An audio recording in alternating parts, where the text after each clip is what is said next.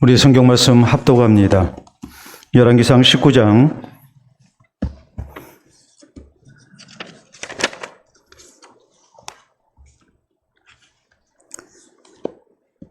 열왕기상 19장 19절에서 21절 말씀 우리 한 목소리로 같이 읽도록 합니다. 19절부터 읽습니다. 엘리야가 거기서 떠나 사밧 아들 엘리사를 만나니 그가 12 결의소를 앞세우고 밭을 가는데 자기는 12째 결의소와 함께 있더라. 엘리야가 그리로 건너가서 겉옷을 그의 위에 던졌더니 그가 소를 버리고 엘리야에게로 달려가서 이르되 청하건대 나를 내 부모와 입맞추게 하소서. 그리한 후에 내가 당신을 따르리이다. 엘리야가 그에게 이르되 돌아가라. 내가 네게 어떻게 행하였느냐 하니라. 엘리사가 그를 떠나 돌아가서 한 결의소를 가져다가 잡고 소의 귀구를 불살라 그 고기를 삶아 백성에게 주어 먹게 하고 일어나 엘리야를 따르며 수종 들었더라. 아멘. 기도하고 말씀 받도록 합니다. 자비로우신 아버지, 은혜를 감사합니다. 오늘도 주의 거룩한 백성으로 주의 전을 출입하게 하시고 특별히 예배에 힘쓰며 또 주의 말씀을 통해 우리를 향하신 주의 음성 듣기를 힘쓸 수 있도록 은혜 주심을 진실로 감사합니다. 이 시간도 부족한 종이 하나님의 말씀을 증거할 때 예수 그리스도의 심장으로 우리 성도들 사모하며 저희의 신앙이 아름답게 자라나기를 소망하는 가운데 예산하는 수고를 다할 수 있기를 원합니다. 주께서 종의 수고를 받아주시고 간절한 기대와 소망을 따라 우리 살아오는 성도들 속에 예수 그리스도의 형상이 이루어지게 하시고 하나님 기뻐하시는 모습으로 살아가는 우리 모두가 되게 해 주시옵소서. 이 시간 주께서 베푸신 은혜를 기억하며 귀한 소득 가운데 하나님 앞에 드리는 예물을 주님 기억해 주시고 이 예물이 하나님의 뜻을 이루는 복된 예물이 되게 해 주시옵기를 원합니다. 주를 위하여 살고자 하는 그 마음의 소원을 주께서 받아주시고 가정과 일터에 주의 은총을 더하여 주시는 가운데에 이후로 더욱더 아름다운 모습으로 쓰임받는 귀한 환경이 있게 하여 주시고 믿음의 복이 있게 하여 주시옵소서. 머리 숙여 함께 기도하며 또 함께 사모하는 우리 사랑하는 모든 성도들 가정 위에 일터 위에 동일한 은총을 베풀어 주시고 항상 주의 교회가 주를 향한 헌신 속에 우리 하나님의 뜻을 이루는 데 부족함이 없게 하여 주시옵소서. 예수님 이름으로 기도하옵나이다. 아멘. 오늘 열왕기상 강의 56번째 시간입니다. 우리가 흔하게 듣는 말 가운데 구직난과 구인난에 대한 얘기를 많이 듣습니다. 고용주 입장에서는 이제 구인난이라고 얘기를 하죠. 또 취업자 편에서는 아무래도 이제 구직난이라는 얘기를 많이 합니다. 일자리는 있는 것 같은데 또 취업하기를 원하는 사람은 많이 있는 것 같은데 이상하게도 일자리가 내게 주어지지 않고 또 원하는 사람을 구하지 못하는 그런 이제 구직난, 구인난이 분명히 현실적으로 존재합니다. 그 이유가 뭐겠습니까? 고용주 입장에서, 기업에서 입장에서 볼 때에 이제 사람을 쓰기는 써야 되겠는데 거기에 합당한 사람이 없기 때문에 쓸 수가 없다는 얘기죠. 또 구직하는 입장에서도 자기의 마음에 맞는 그런 직장이 이렇게 없기 때문에 이제 또 취업이 되지 않는 것이고 또 자기의 부족 때문에 이 고용주의 기업의 그런 요구를 충족시키지 못하기 때문에 아무래도 이렇게 취업이 힘들어지는 그런 현상이 있을 수밖에 없다고 우리는 생각합니다. 하나님께서 우리의 생사복을 주장하고 계십니다. 이 하나님께서 우리의 모든 삶을 주장하실 때 하나님은 천사를 통해서 이 땅 가운데 하나님의 역사를 다 이루시는 것이 아닙니다. 우리가 성경을 보면 하나님께서는 천사보다도 하나님의 사람을 세워서 하나님의 뜻을 이루십니다. 또 하나님의 나라를 세워가십니다. 그렇기 때문에 우리에게 중요한 것은 하나님께서 나를 들어서 쓰실 수 있는 사람으로 우리가 준비되는 것이 필요합니다. 하나님께서 하나님의 사람을 세워서 하나님의 역사를 이루시기를 원하시는데 내가 하나님 앞에 어떤 모습으로 준비되고 어떤 모습으로 쓰임받아야 할 것인가, 이것은 대단히 중요한 문제죠. 왜요? 우리가 세상 가운데서 쓰임받는 것보다 하나님의 사람으로 하나님 나라의 역사를 위해서 쓰임받는 것, 이것이 훨씬 더 중요하고 영광스럽기 때문에 그렇습니다. 물론 세상 가운데서 우리가 쓰임받는 것이 하나님의 일과 전혀 관계없는 건 아닙니다. 모두가 다 먹든지 마시든지 무엇을 하든지 우리가 다 하나님의 영광을 위해서 하는 것이고, 또 우리의 삶의 현장에서 우리가 하나님의 선한 도구로 하나님의 사람으로 쓰임받는 것, 그것이 곧 하나님의 일임을 생각할 때에 우리는 정말 하나님께서 기뻐하시는 사람으로 우리가 어디서든지 쓰임을 받을 수 있어야 한다는 결론을 얻게 됩니다. 자, 여러분, 우리가 성경에 보면 하나님께서 아주 파격적으로 소년 다윗을 이스라엘의 차기 왕으로 세우십니다. 그리고 이 일에 대해서 성경은 뭐라고 말씀하시는 거 아니? 하나님 마음에 합한지라 내가 저를 통하여 내 모든 뜻을 이루리라라고 하나님께서 말씀하십니다. 다윗은 하나님 마음에 합한 사람이었습니다. 하나님의 마음에 합한 사람이었기 때문에 하나님께서 이 다윗을 통해서 하나님의 기뻐하시는 뜻을 다 이루기를 원하신 겁니다. 하나님께서 누구를 들어서 쓰시는가 했을 때 우리는 하나님의 조건에 맞는 사람이 되어야 한다는 그런 당연한 결론을 우리가 얻을 수가 있고, 또 이것을 잊지 말아야 합니다. 우리는 지난 시간까지 하나님께서 이 엘리야를 통해서 하나님의 아름다운 역사를 이루신 일에 대해서 말씀을 살폈습니다. 3년 6개월 동안에 그런 가뭄을 해결하는 하나님의 놀라운 역사가 나타날 때에 하나님께서는 엘리야의 기도를 받으신 가운데 하늘에서 불이 내리게 하셨고, 또 하늘에서 큰 비가 내리게 하셨습니다. 그러나 이 아합 왕과 이세벨이 하나님 앞에 돌아오지를 아니하고 오히려 이 엘리야를 죽이고자 했을 때에 엘리야는 낙심할 수밖에 없었고, 이제 하나님 앞에 자신을 죽여달라고 이렇게 호소를 하죠. 이런 형편에서 하나님께서는 엘리야를 이 호렙산으로 이렇게 부르십니다. 호렙산으로 부르신 가운데 하나님께서 엘리야에게 이제 나타나십니다. 근데 하나님께서 엘리야에게 나타나실 때에 하나님께서는 큰 이적 가운데 나타나지 아니하시고 세미한 음성으로 이렇게 나타나셨습니다. 엘리야에게 하나님께서 말씀하십니다. 네가 어찌하여 여기 있느냐? 다시 말하자면 엘리야는 자신의 사명의 자리에서 충성과 헌신을 다해야 함에도 불구하고 이제 주어지는 환경이 마음에 들지 아니하고 뜻대로 되지 아니하니까 그는 결국 하나님 앞에 낙심한 가운데 이제 자신을 죽여달라고 호소하는 나약한 모습을 보이게 되죠. 이 엘리야를 하나님께서 호렙산으로 부르셨지만은 엘리야에게 전혀 엉뚱한 질문을 하십니다. 네가 어찌하여 여기 있느냐? 다시 말하자면 엘리야가 죽기를 각오하고 살아계신 하나님께 받은 사명을 감당해야 할 사람임에도 불구하고 그가 모든 것이 내 뜻대로 되지 아니하니까 낙심해서 결국에는 죽여달라고 호소하는 이 딱한 모습을 하나님이 깨우쳐주시는 겁니다. 네가 있어야 할 자리는 여기가 아니라는 거죠. 그런데 지금 엘리야가 이렇게 광야에서 죽기를 소원하고 이런 엘리야를 깨우쳐주기 위해서 하나님께서는 저를 호렙산으로 부르신 거란 말이에요. 그리고 하나님께서는 분명하게 어떤 초자연적인 이적 속에 나타나신 것이 아니고 세미한 소리 가운데 엘리야에게 말씀을 하십니다. 하나님의 위대한 역사를 통해서 하나님의 그런 뜻이 이루어지는 것이 아니라 선지자가 백성들이 믿든지 안 믿든지 하나님의 말씀을 증거할 때에 그 말씀을 통해서 하나님의 뜻이 이루어진다는 것을 하나님께서는 엘리야에게 가르쳐 주신 거예요. 그때 하나님께서 엘리야에게 이제 세 가지 명령을 내리십니다. 그 세 가지 명령은 이것이었습니다. 먼저는 아람의 하사엘을 이제 아람의 왕으로 세우라는 것과, 그리고 두 번째는 예후를 이제 아합을 대신할 왕으로 이제 세우라는 거였습니다. 그리고 이제 세 번째가 엘리사를 엘리야의 후계자로 세우라는 거였습니다.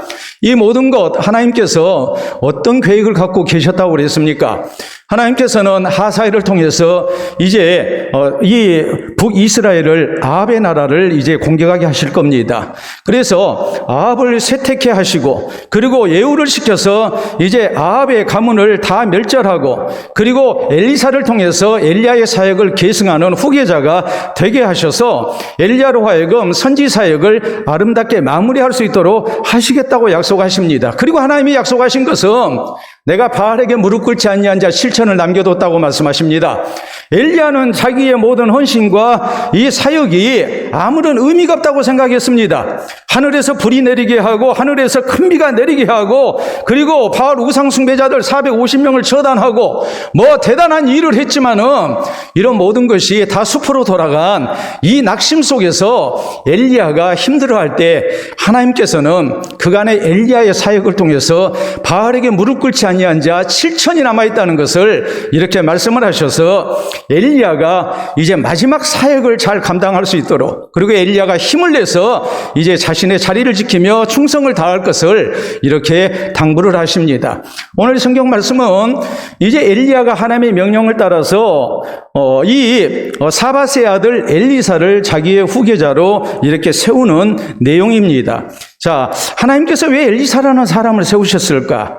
왜 그 시대 이스라엘에 많은 사람이 있었고 또 우리가 생각할 때 바알에게 무릎 꿇지 아니한 자 7천이 남아 있었는데 이 7천 가운데 하나라고 생각할 수 있는 엘리사라는 사람을 하나님이 왜 이렇게 엘리야의 후계자가 돼서 하나님 나라 사역을 이루는 참으로 귀한 일꾼으로 이렇게 사용하기를 원하셨을까? 무려 7천대 1의 경쟁을 뚫고 이제 엘리사가 엘리야의 후계자가 되는 이 과정, 이것을 보면서 오늘 이 시대에 우리를 통해서 하나님의 아름다운 역사를 이루기를 원하시는 이 하나님 앞에 내가 어떤 일꾼이 되어야 될 것인가? 어떻게 해서 우리가 하나님 앞에 헌신되고 하나님 앞에 쓰임받아야 할 것인가? 여기에 대한 해답을 우리가 얻어야 합니다. 왜냐하면 우리는 세상 가운데서 이름을 내기보다 하나님 나라 역사를 위해서 하나님께 붙들려서 쓰임받기를 원하는 그런 소원이 우리에게 다 있기 때문이고 마땅히 우리가 그렇게 쓰임을 받아야 하기 때문에 그렇습니다. 자, 그렇기 때문에 오늘 여기 성경 말씀을 통해서 엘리사가 왜 이렇게 부름을 받게 됐을까? 이것을 우리가 생각하면서 우리가 이 시대에 엘리사가 되는 사람이 되어야 되고 하나님의 나라를 계속해서 계승한 가운데 우리가 주님의 아름다운 영광을 위해서 쓰임받는 일꾼으로 우리가 이 땅을 살아갈 수 있는 성도들이 되어야 됩니다. 자, 오늘 성경은 먼저 무엇을 말씀합니까? 자, 엘리사라는 사람에 대해서 무슨 말씀을 하고 있냐면 엘리사는 굉장히 성실한 사람이었다라는 것에 대해서 초점을 맞추고 있어요. 자, 19절에 있는 말씀 우리가 보도록 합니다. 엘리야가 거기서 떠나 사밧의 아들 엘리사를 만나니 그가 12 결의소를 앞세우고 밭을 가는데 자기는 12째 결의소와 함께 있더라. 엘리야가 그리로 건너가서 겉옷을 그의 위에 던졌더니 라고 이렇게 말씀합니다.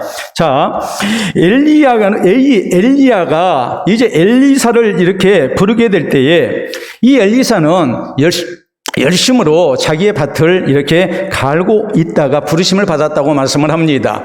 자, 12 결의소입니다. 한 결의는 한 쌍의 소를 말합니다. 두 마리죠. 12 결의소는 이제 쟁기질을 하는데 소 두 마리가 이렇게 쟁기를 같이 이렇게 끌게 됩니다. 자, 12 결의소입니다. 그러면은 지금 종들을 데리고 지금 밭을 갈고 있는 거예요. 여러분, 이 엘리사라는 사람을 우리가 놓고 보면 굉장한 분홍이라는 것을 알 수 있어요. 왜요? 12 결의소, 소 24마리를 동원해서 밭을 갈 정도니까 소의 숫자도 상당하지만 그가 이렇게 경작하고 있는 토지도 굉장하다는 것을 우리가 알 수가 있죠. 여러분, 이 정도면 저 같은 경우는 그럴 것 같아요. 나는 일 안 할 것 같아요. 일 안 하고 그저 뭐 하겠습니까? 하인들 열심으로 일하라고 이렇게 채근을 하겠죠. 감독을 하겠죠. 그런데 엘리사는 오늘 성경 말씀에 보면 12 결의소 맨 끝에서 그도 똑같이 쟁기질을 하고 있었다고 성경이 이렇게 말씀합니다. 이 말씀은 무엇을 의미하겠습니까? 엘리사는 굉장히 성실한 사람이었다라는 것을 먼저 우리에게 말씀을 하고 있는 거예요. 그는 내가 부자라고 그래서 분홍이라고 그래서 나 말고 일할 사람 많다고 그래서 한가하게 이렇게 소일거리를 찾아서 이렇게 시간을 때우는 그런 사람이 아니었습니다. 그는 누구보다도 앞장서서 자기 일에 성실한 사람이었고 가만히 있지 않는 열심 있는 부지런한 일꾼이었습니다. 이런 사람을 하나님이 들어서 쓰시는 겁니다. 여러분, 우리가 하나님 앞에 부르심을 받을 때 하나님이 누구를 쓰실까요? 하나님은 적은 것에 충성한 자에게 많은 것을 맡기신 하나님이십니다. 여러분, 그렇다면 우리에게 제일 필요한 것이 무엇이겠습니까? 하나님이 우리에게 보시는 것은 능력이 아니고 성실이라는 것을 우리가 생각을 해야 해요. 자, 여러분, 이 성실의 문제를 놓고 볼 때 하나님이 들어서 쓰셨던 사람들 하나같이 다 어떤 사람들이냐면 자기 일에 성실한 사람들이에요. 자, 요셉을 생각해 보세요. 요셉에게 아버지가 심부름 시킵니다. 너 형들 잘 있나 가서 보고 오너라. 요셉이 형들을 만나러 가죠. 그런데 사실 요셉과 형들의 관계는 좋지 않았습니다. 요셉이 꿈 얘기를 했을 때에 또 무엇보다도 아버지가 요셉을 편애하는 그것 때문에 형들이 굉장히 불편해하고 요셉을 왕따를 시켰습니다. 우리가 성경에 보면 요셉에 대해서 형들이 편하게 얘기하지 못했다. 원문 성경에 보면 살롬이라는 말을 안 했다라고 이렇게 기록이 돼요. 살롬은 보편적인 인사거든요. 살롬이라는 말을 하지 않는 것은 그 원수 취급을 하고 있는 거예요. 여러분, 동생을 보고 자기들끼리는 살롬 하면서 동생 요셉에게는 살롬이라는 말을 하지 않습니다. 그런데 아버지가 형들 이렇게 목축을 하고 있는데 잘하고 있는지 가서 보고 오라고 그럽니다. 자, 요셉이 형들을 찾으러 갔습니다. 그런데 말 그대로 목축이죠. 유목이죠. 그렇기 때문에 그곳에 풀을 다 소떼 양떼가 먹고 나면 이제 또 장소를 옮기게 됩니다. 자, 요셉이 가봤더니 형들이 없습니다.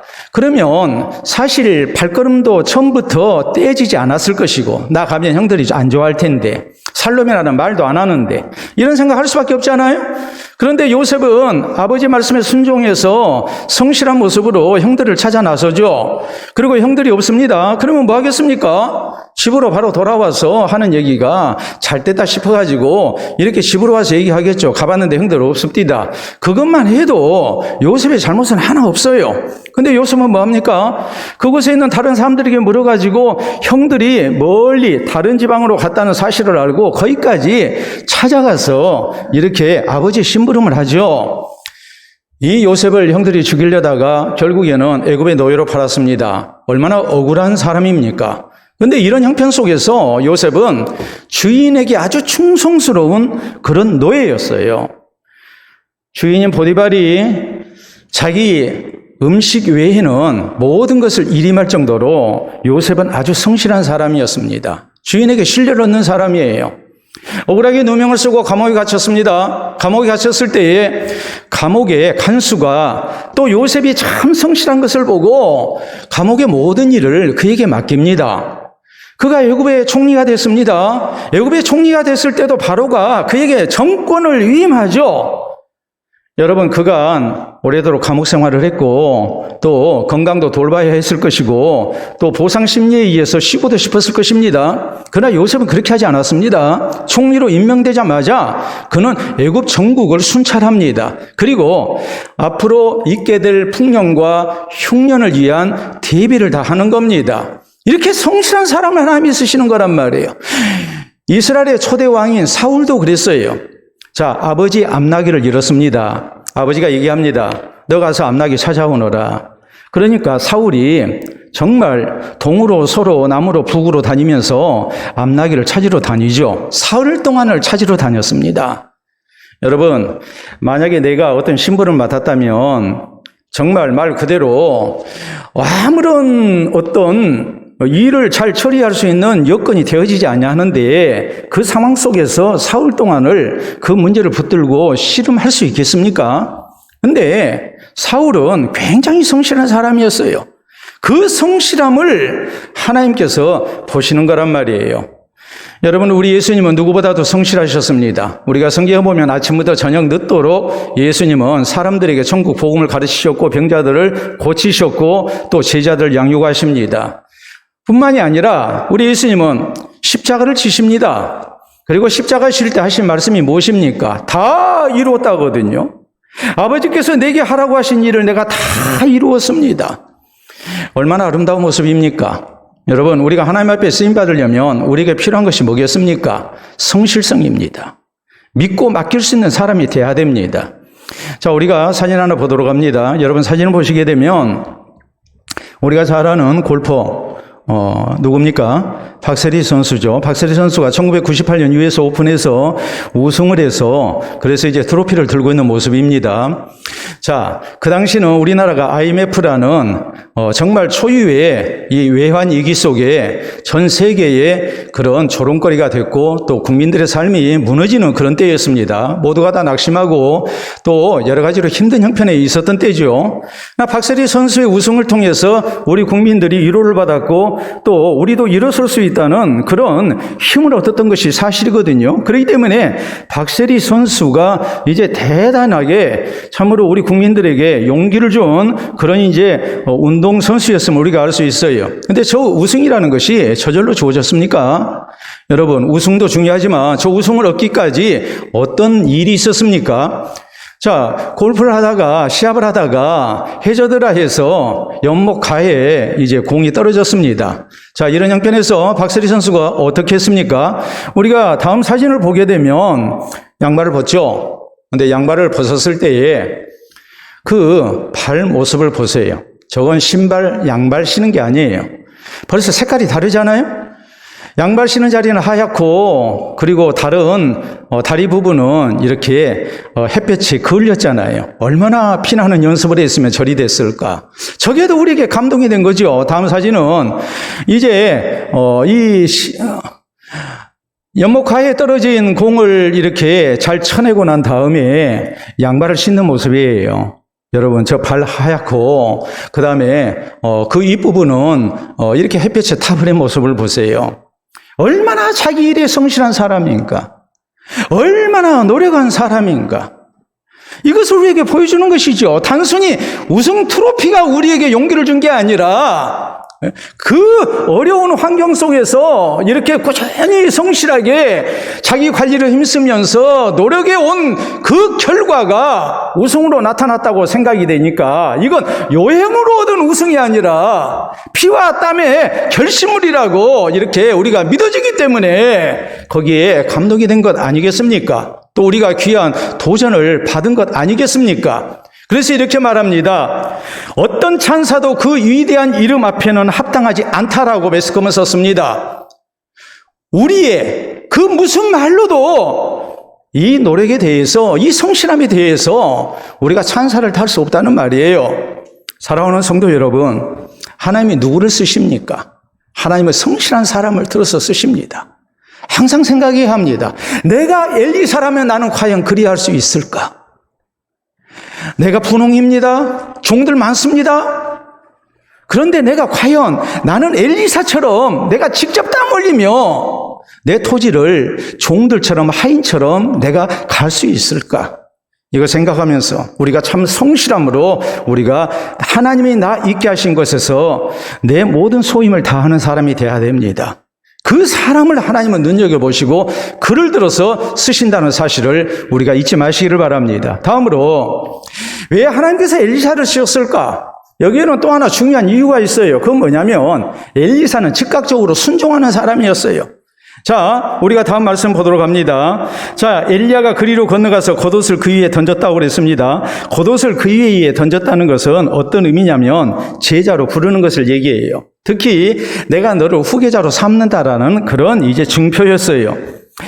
엘리사는 상당한 분홍이죠. 그렇기 때문에 이 모든 것을 버리고 순종한다는 것이 쉽지가 않아요. 또 뭐라고 얘기하겠습니까? 아니, 내가 이렇게 하는 일이 있는데 나는 저갑하지 않습니다 하면서 이런저런 핑계를 대겠죠. 그리고 뭐라고 그러겠습니까? 내가 꼭 선지자가 되어 하나님 앞에 쓰임받은 것입니까? 나는 농사일을 하면서 돈 많이 벌어서 나는 물질로 하나님 앞에 헌신되겠습니다. 나는 선지자들을 돕겠습니다. 그럴 수도 있어요. 근데 엘리사는 그렇게 하지 않았어요. 하나님의 사람 엘리야가 자기의 겉옷을 벗어 던지면서 나를 따르라는 신호를 줬을 때, 내가 너를 나의 후계자로 삼는다는 신호를 줬을 때 거기에 대해서 한마디 이의를 달지 아니하고 그는 즉각적으로 순종하는 겁니다. 20절에 있는 말씀 우리가 봅니다. 그가 소를 버리고 엘리야에게로 달려가서 이르되 청하건대 나를 내 부모와 입맞추게 하소서. 그리한 후에 내가 당신을 따르리이다. 엘리야가 그에게 이르되 돌아가라. 내가 내게 어떻게 행하였느냐 하니라라고 이렇게 말씀을 하죠. 내가 내게 어떻게 행하였느냐? 이것은 내가 너를 임의로 부른 것 아니다. 하나님의 명령 가운데 내가 너를 부른 것이다. 너를 부른 사람은 내가 아니라 하나님이시라는 것을 네가 명심해야 한다라는 말이거든요. 엘리사의 요구는 이거였어요. 지금 밭에서 일하다가 이렇게 부르심을 받았습니다. 그러니까 아버지에게, 부모에게 찾아가서 최소한의 인사만 하고 내가 당신을 따르겠습니다 그랬거든요. 그러니까 엘리야가 그러죠. 하나님이 너를 부르신 것을 기억하고 거기에 맞는 행동을 해야 한다. 그리고 엘리사는 이 엘리야의 당부를 기억하고 그는 곧바로 이제 엘리야를 따르게 됩니다. 여러분, 하나님이 누구를 쓰실까요? 사실 엘리사는 이 모든 것을 그대로 받아들이고 순종하기가 쉽지 않았어요. 근데 21절에 있는 말씀을 보면 그러죠. 엘리사가 그를 떠나 돌아가서 한 겨리소를 가져다가 잡고 소의 기구를 불살라 그 고기를 삶아 백성에게 주어 먹게 하고 일어나 엘리야를 따르며 수종들었다라고 이렇게 말씀하거든요. 소 2마리 잡았어요. 소 기구 불살라서 고기를 삶았어요. 이건 무슨 얘기입니까? 다시는 내가 안 돌아온다는 뜻이에요. 나는 하나님의 사람으로 선지자로 헌신돼 가지고 나는 이 일에 대해서 전적인 그런 순종 속에 나는 쓰임을 받겠습니다라는 각오를 한 거예요. 자기가 사용했던 농기구를 땔감 삼아서 잡은 소 2마리를 이렇게 삶아서 그것으로 백성들을 먹이고 그는 엘리야를 따랐습니다. 즉각적인 순종과 헌신이에요. 하나님이 누구 쓰실까요? 여러분이 만약에 고용주라면 어떤 사람을 쓰겠습니까? 뭐 하나 일 시키면 이리저리 핑계대고 변명하고 그런 사람을 쓰겠습니까? 아니면 예 알겠습니다 하고 바로 순종하고 방법을 찾아서 자신의 최선을 다하는 사람을 직원으로 고용하겠습니까? 직원 가운데 누구를 신임하고 그에게 일을 맡기겠습니까? 즉각적인 순종을 하는 사람이죠. 여러분, 아브라함을 보세요. 나이 75세에 하나님께서 그를 부르십니다. 너는 너의 고향과 친척과 아버지 집을 떠나서 내가 네게 지시할 땅으로 가라. 아브라함이 얘기하기를 하나님, 내 나이 75세인데 이것저것 준비하려면 한 2년 정도 시간이 필요합니다. 2년 후에 내가 따르겠습니다. 그랬습니까? 바로 따르죠. 하나님께서 모리아산에서 독자 이삭을 번제물로 바치라고 그러니까 언제까지 바치라는 말씀도 아니하셨지만 아브라함은 다음 날 일찍 출발했습니다. 지체하는 법이 없어요. 그는 곧바로 순종했어요. 우리가 성경에 보면 베드로와 야고보와 요한, 안드레 이런 사람들, 예수님께서 너희는 나를 따르라. 내가 너희로 사람 낚는 어부가 되게 하리라. 성경은 뭐라고 기록합니까? 저희가 배와 그물을 버려두고 곧 예수님을 따랐다라고 말씀하죠. 이 곧바로 따르는 자세, 변명이 없는 그리고 즉각적인 순종을 하는 자세, 이것이 중요하다는 얘기예요. 마태복음 25장에 보면 달란트 비유가 나옵니다. 주인이 먼 타국으로 출장을 갔습니다. 그리고 달란트를 맡겼습니다. 돌아오려면 한참 있어야 할 겁니다. 그런데 5달란트와 2달란트 맡은 종의 모습은 바로 가서 장사하여 이익을 남겼다. 우리 같으면 장사하려니까 적어도 한 일주일 그 정도 시장 조사도 해야 되겠고 뭐 해야 되겠죠. 그런데 성경은 바로 가서 장사했다. 여기에 핵심이 있는 거예요. 진정한 충성은 무엇인가? 즉각적 순종이에요. 즉각적인 헌신이에요. 우리는 그래요. 자꾸 다음에 차차 내일부터 그러다가 자기 성실을 잃어버려요. 영영 못해요. 개혁자 마르틴 루터는 이런 말을 했습니다. 일의 계획은 천년을 살 것 같이 하고 일의 처리는 내일 죽을 것 같이 해라 그랬어요. 이 말은 내가 해야 할 일을 절대 내일로 미루지 말라는 거예요. 내가 내일 죽기 때문에 오늘밖에 내 시간이 없다라고 생각을 하고 오늘 하라는 얘기입니다. 내년부터 잘할 생각하고 다음 달부터 잘할 생각하고 그러지 말라는 거예요. 우리가 하나님의 뜻을 따라서 살 것을 또 하나님 앞에 헌신되기를 원한다면 우리는 지금부터 당장 해야 하는 겁니다. 자꾸 미뤄서는 안 돼요. 그래서 스포츠 목사님은 그런 말씀을 하죠. 우리가 잘 아는 얘기지 않습니까? 하나님의 달력은 날마다가 오늘이고 마귀의 달력은 날마다가 내일이다. 하나님이 우리에게 원하시는 것은 오늘이에요. 근데 마귀는 우리에게 자꾸 뭐라고 합니까? 안 하겠다는 얘기가 아니에요. 다음에 하겠다는 거예요. 내일부터 하겠다는 거예요. 그 내일이 일주일이 되고 한 달이 되고 몇 년이 되는 겁니다. 죽을 때까지 내일 하다가 우리가 하나님 앞에 제대된 헌신을 못하는 것이고 결국 하나님 앞에 쓰임을 받지 못하는 거예요. 하나님 말씀대로 못 사는 거예요. 왜 엘리사가 이렇게 부르심을 받았을까? 그것은 부르심에 대해서 변명이 없어요. 이유가 없어요. 즉각적으로 순종하고 즉각적으로 헌신하는 거예요.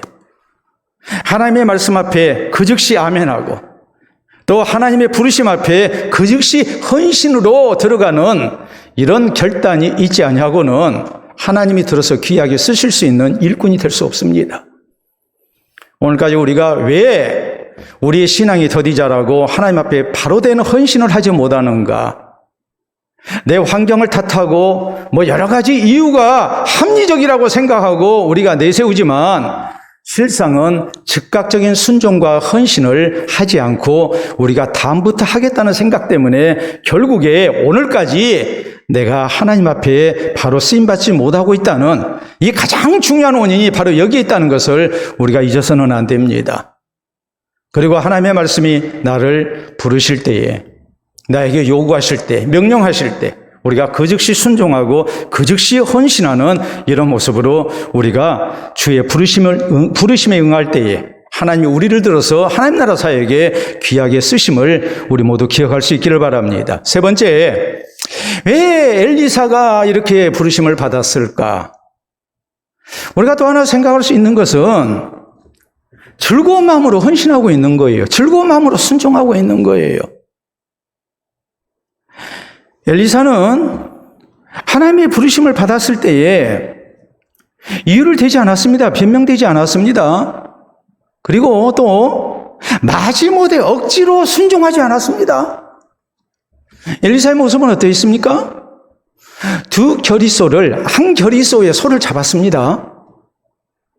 그리고 자기가 사용했던 농기구를 땔감으로 사용해서 그 소를 삶았습니다. 그리고 백성들에게 나눠 먹입니다. 잔치를 벌린 겁니다. 그리고 즐거운 마음으로 헌신하는 겁니다. 재수 없이 내가 걸렸다. 나 말고 7,000명 가까운 사람들이 있는데 왜 하필이면 나냐라고 생각 안 했어요. 내가 하나님 앞에 부르심 받은 것이 영광스러운 일이고 감사한 일이고 나 말고도 하나님이 쓰실 만한 사람이 얼마든지 있는데 사람의 능력으로 일하는 것이 아니라 하나님의 능력으로 일하는 법인데 사람의 능력이 무슨 차이가 있겠습니까? 하나님이 누구든지 들어서 하나님의 위대한 종으로 쓰실 수 있습니다. 그런데 엘리사는 왜 하필이면 나냐고 그렇게 생각하지 않았습니다. 내가 하나님의 부르심을 받았다는 것이 영광스러운 일이었습니다. 감사한 일이었습니다. 기쁜 일이었습니다. 그러므로 그는 잔치를 벌린 겁니다. 그리고 그 즉시 따르는 겁니다.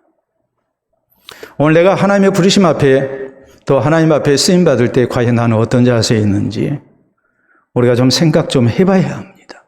체면 때문에 어쩔 수 없으니까 눈치가 보이니까 그래서 우리가 헌신하는 흉내를 내고 있다면 그건 크게 잘못한 것이죠.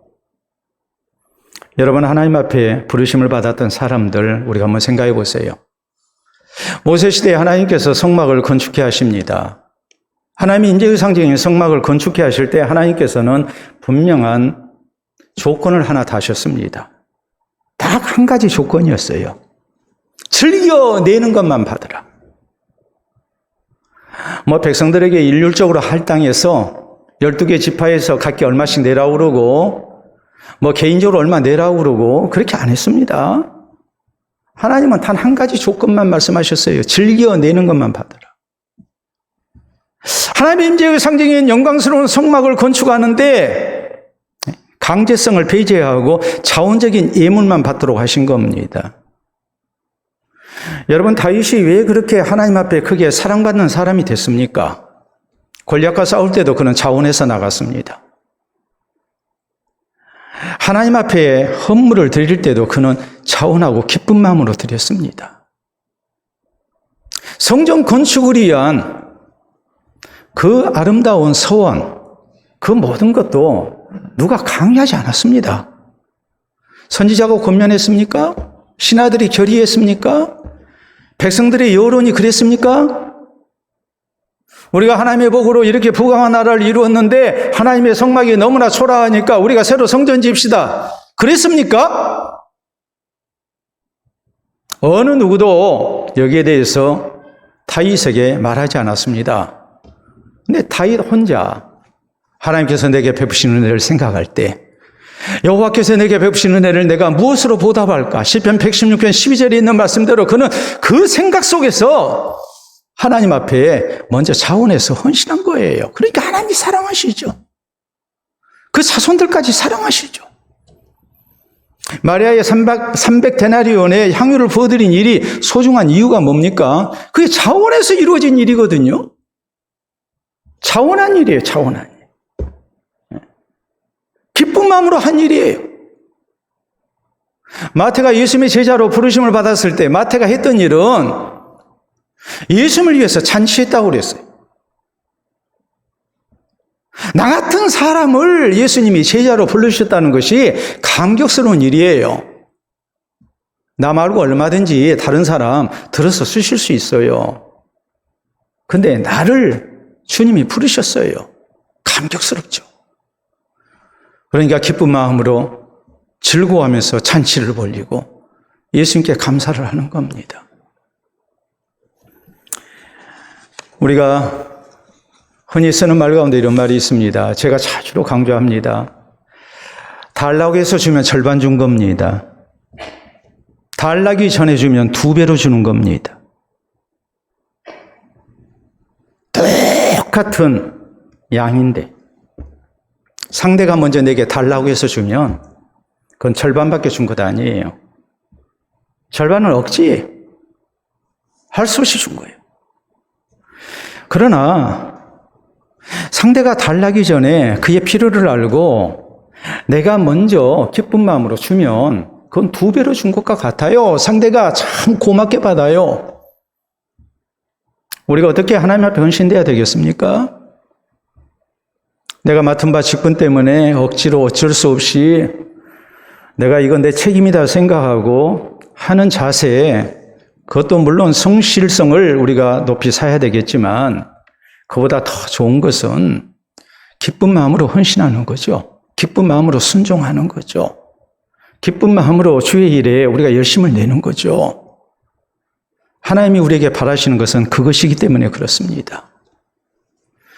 사랑하는 성도 여러분,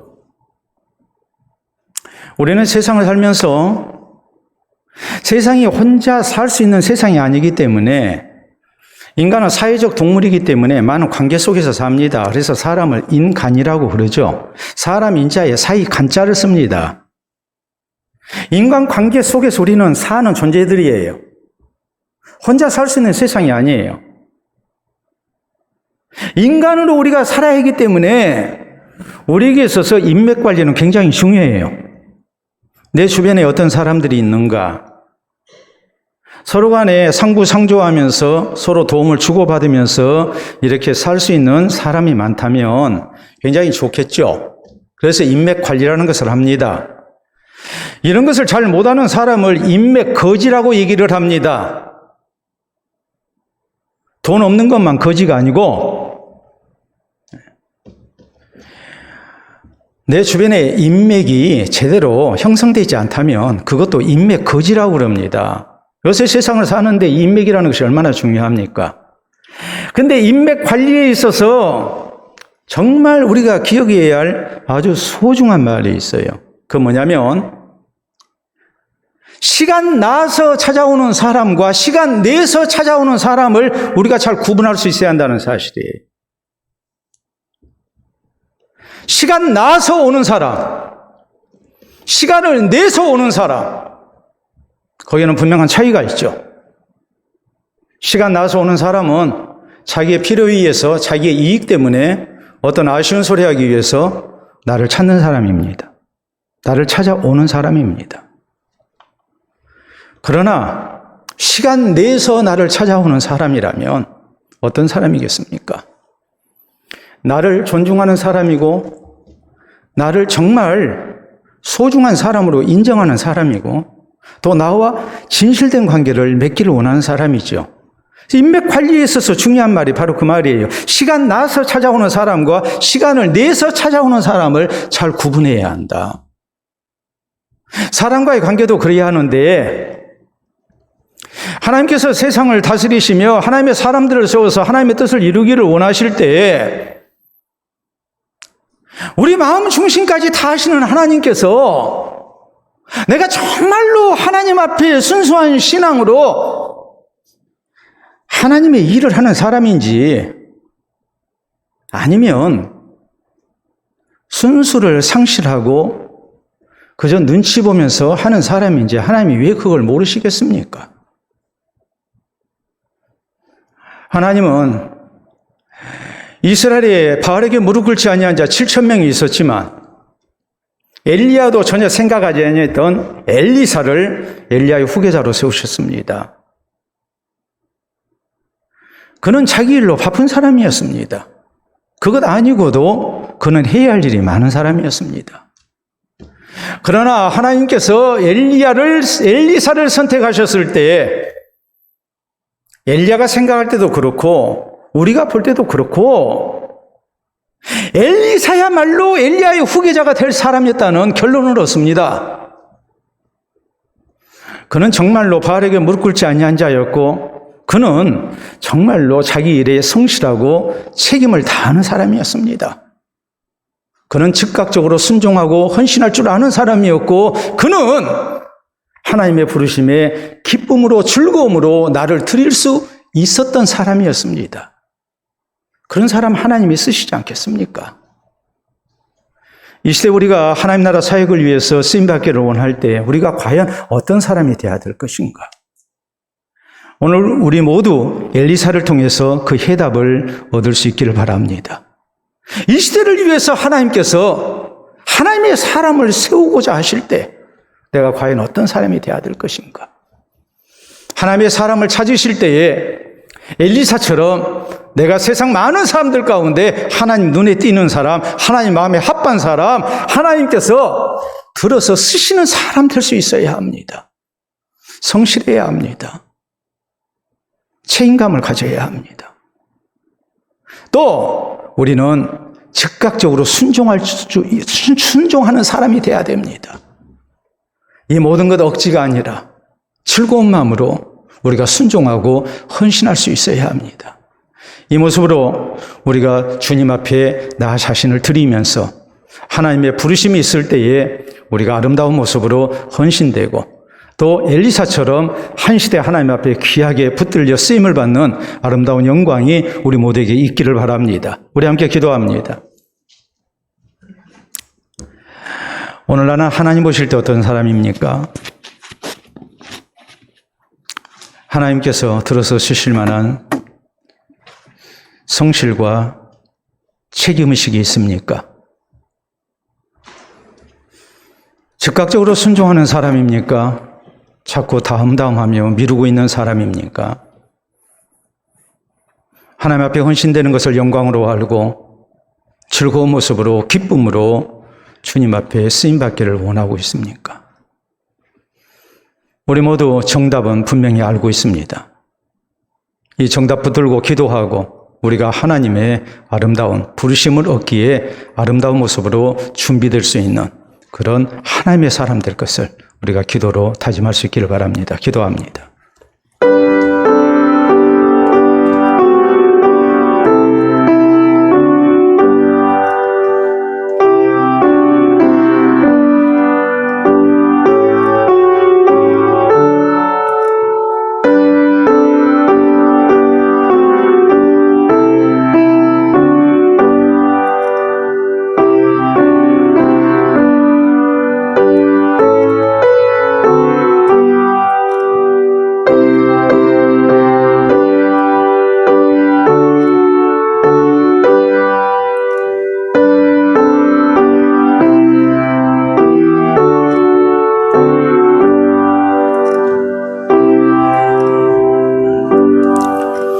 친히 교회의 머리가 되시고 우리의 생명구주가 되시는 아버지, 은혜를 진심으로 감사합니다.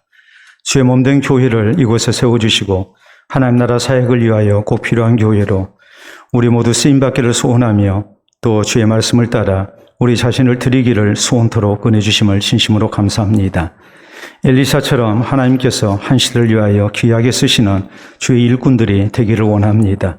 우리 모두 엘리사처럼 자기 일에 성실한 사람 되게 하시고 또 내 책임을 다하는 아름다운 하나님의 사람들 될 수 있도록 도와주시옵소서. 늘 즐겁고 기쁜 뜻 가운데 즉각적인 순종과 헌신을 다하게 하시사 우리 주의 부르심이 있을 때에 주저하지 않게 하시고 우리 하나님 나라와 그 의를 먼저 구하는 데 앞장서는 귀한 일꾼들이 되게 해 주시옵소서. 가정에서, 교회에서, 일터에서 또 이 땅 가운데 우리 하나님께서 붙들고 귀하게 쓰시는 하나님의 사람들 되게 하셔서 우리 하나님의 놀라운 능력을 나타내며 또 우리 주님께 영광을 돌려드리는 선한 도구가 될 수 있도록 인도해 주시옵기를 원합니다. 주님 앞에 늘 기쁜 마음으로 헌신되며 최선을 다하여 자기의 책임을 다하는 일꾼들 하나님께서 이 시간 이루어 주시고 이후에 더욱 사랑해 주시고 좋은 것에 충성하여 더 많은 것을 맡는 우리 하나님께서 더욱 존귀한 자로 사용하시는 영광이 저희 모두에게 있게 하시고 주님 앞에 설 때에 주께서 잘했다 칭찬하시며 또한 하늘의 면류관을 허락하시는 복된 은혜가 우리 모두에게 있게 하여 주시옵소서. 감사하며 예수님 이름으로 기도하옵나이다. 아멘.